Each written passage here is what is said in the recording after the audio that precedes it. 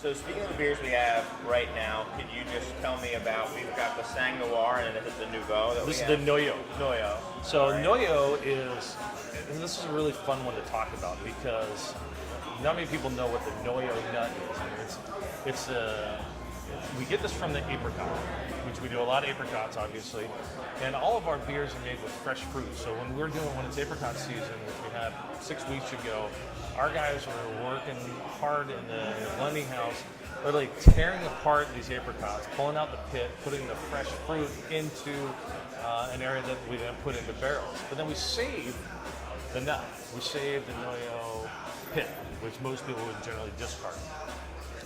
We dry that out for 6 months, and then we crush it. And inside of the apricot pit is a small little almond. Yep, looks like an almond. And that almond is what is used to make amaretto. It's also what is used to make cyanide. But we don't tell the cyanide as much.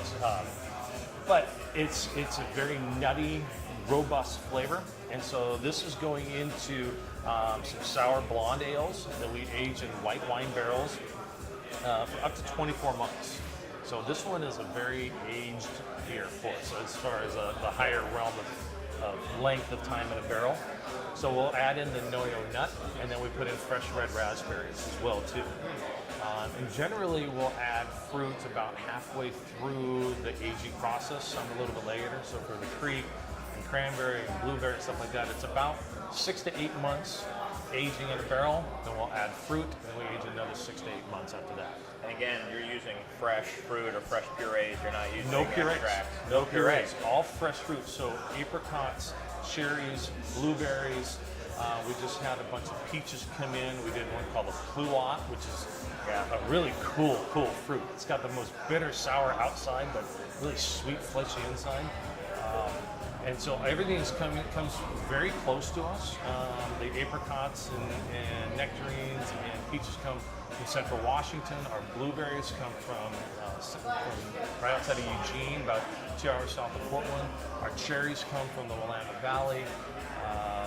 It's all the Willamette Valley and also the Columbia River Gorge area. Wow. So very, very. They're all, and Ron Gansberg and Kevin Martin, our lead blender, and some of our brewers, they will go out to the fields and they will talk with the farmers, and they'll say, "Is it ready?"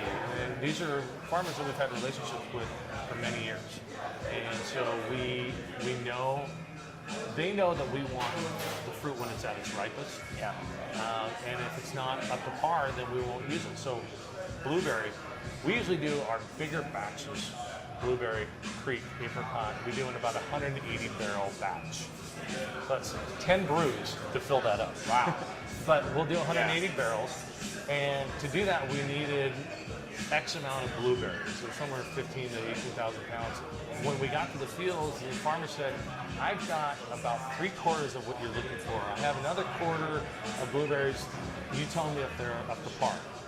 They looked at them, they tasted them, they weren't what we wanted. So instead of a 180 barrel batch of blueberry this year, we're having 140 because we didn't have the right fruit to make what we wanted. Wow. And that's really staying true to our character of making sure that only the best ingredients are in it.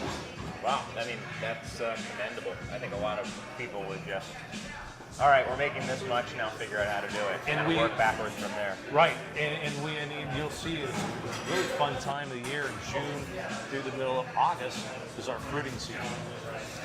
Bring in extra temporary labor that are coming in, and literally when the apricots come in, we put them on, we'll get thousands of pounds, we put them on these shelves in a warehouse, because most of the stuff is picked for the grocery stores. Yeah. You know, so obviously grocery stores, it goes from the farmer to a warehouse and to a grocery store, and then maybe 2 weeks later it goes out to the shop. So we actually take and put all of our fruit on these long shelves with fans that are constantly circulating the air. And every day, guys are going in and feeling them with gloves, feeling to make sure that they're right. And we'll pull off, and it's about a 1.5-week process from when we start to when we end to make sure we pick the fruit at its peak of ripeness.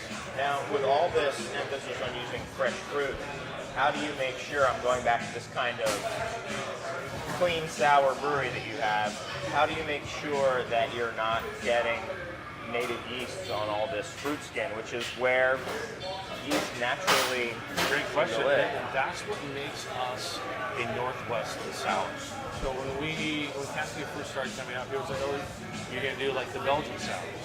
Yes, but at the same time, we want to pay homage to what they created hundreds and hundreds of years ago, but we don't want to copy them. So their yeast that they use in Belgium, the Netherlands, is it's in the air. Yeah. It's their terroir. Yeah. That's what makes their beers. And that's the same with ours. The molds and the spores that are on our fruits in the Northwest creates our distinct flavor that you may not get. You could take the same recipe and make it in Michigan or New England.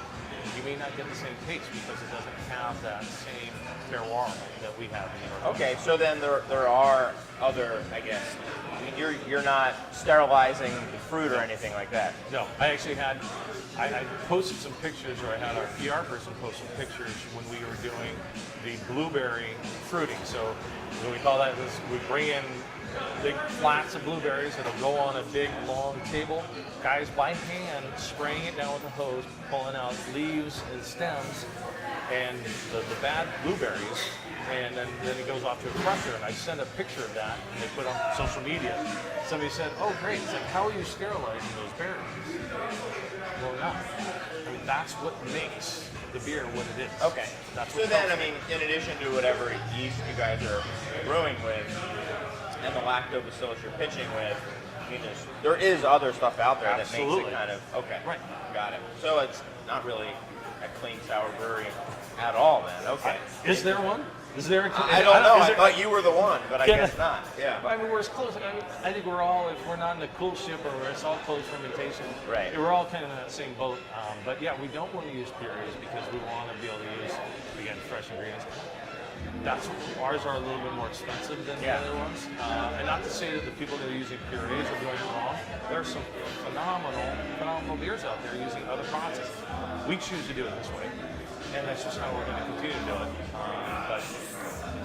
Well, let me know about this next beer too. This is one of my personal favorites from Cascade. I absolutely love this beer. Can you talk a little bit about the So this Saint is it's a bigger red.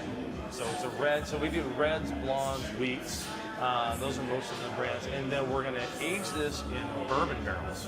So primarily, most of our beers are aged in wine barrels because we're able to use wine barrels. So we're using red wine and white wine barrels. But this one is in bourbon. We only use bourbon barrels once. Okay. Because we feel like if we pull everything out of it that we can, because the bourbon barrels will give it a really unique bourbon-esque characteristic. After a year on the bourbon barrel, you've really pulled all that out. And we've actually looked at the staves and see how far the penetration is into that stave, and it's a good 2/3 of the way through. So you're really not, and that's when the big Scotch manufacturers, they'll get to about 2/3 of the way through the stave, and then they're done with that. Yeah. But then we'll age it in the bourbon barrels, and then we'll add fresh Bing cherries to it. So we were making this, so the next year's version, so we were doing Creek. At the same time, we were taking and hand scooping in about 150 pounds per oak barrel of fresh crushed Bing cherries that were then, beer was added back into, and then laid the rest for another 6 to 8 months. So how long total in the bourbon barrel for this beer?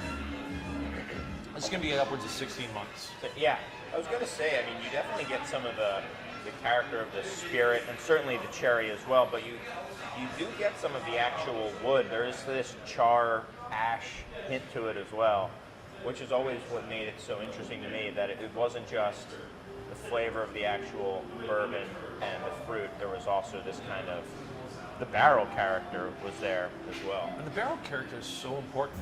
And so we have another one, by the way, the Saint Noir for this year's release will be coming out in about another, it's coming out next Tuesday. The other one's Saint Royal, which is one that we've got that's aged in port barrels and Pinot barrels. These port barrels that we got, and this is his exact description. Ron Gansberg, our head brewer, said, he goes, when these barrels came in, they were still sloshy.